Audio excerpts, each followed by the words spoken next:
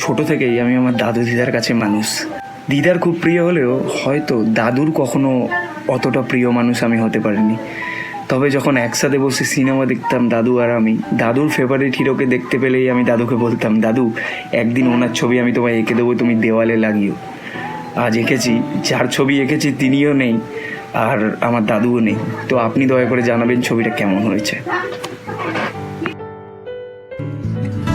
আমার পরাণে আসি, তুমি যে বাজালে বাসি, সেই তো আমার সাধনা, চাই না তো কিছু আর। তুমি যে আমার, ওগো তুমি যে